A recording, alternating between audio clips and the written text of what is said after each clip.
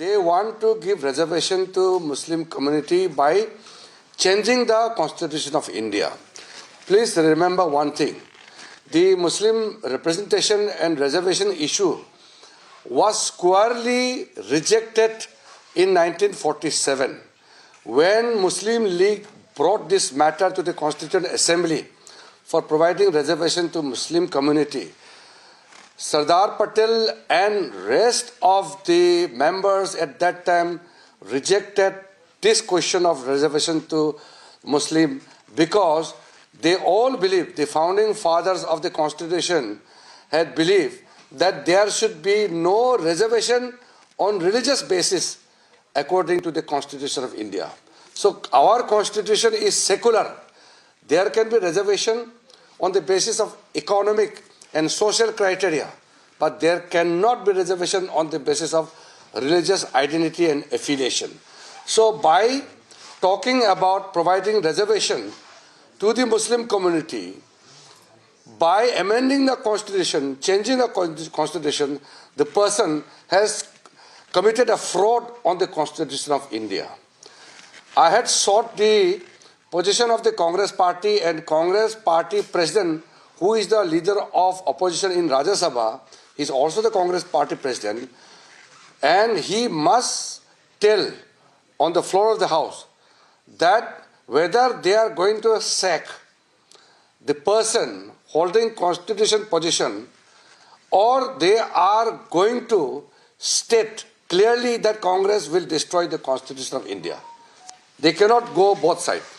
तो मेरा ये कहना है, आज लोकसभा राज्यसभा दोनों स्थगित हुआ है बहुत गंभीर मुद्दे पर।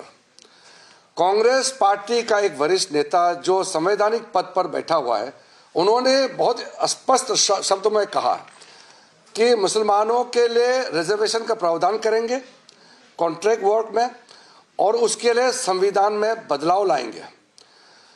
मैं ये कहना चाहता हूं कि हम लोग सब संसद में बैठे हैं, जो चीज 1947 में 1946 में मुस्लिम लीग का प्रपोजल मुसलमानों के लिए रिजर्वेशन का मुद्दे को संविधान सभा में रिजेक्ट किया गया था, खारिज किया गया था। सरदार पटेल के नेतृत्व में सारे लोगों ने कहा कि संविधान में धर्म के हिसाब से कोई रिजर्वेशन नहीं होना चाहिए।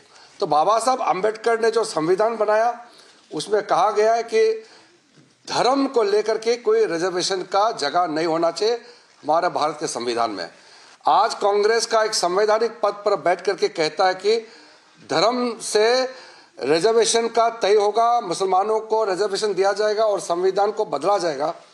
ये बहुत ही गंभीर मुद्दा है।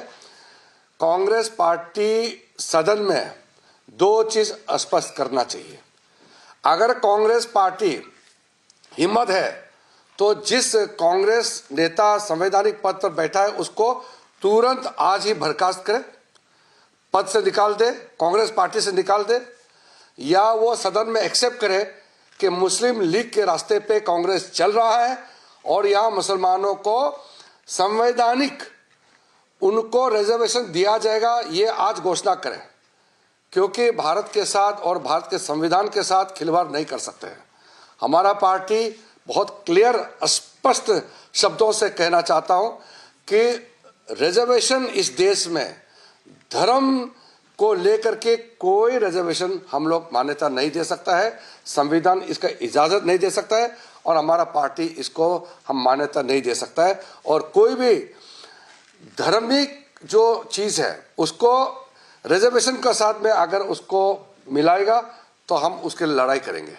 हम लोग चाहे मुसलमान हो चाहे कोई भी हो, संविधान में धर्म के माध्यम से रिजर्वेशन नहीं होगा। Sir, what is your fear and what according to you are their intentions, and what do you think they want to take India forward? Where they want to take India forward? It is a very serious matter.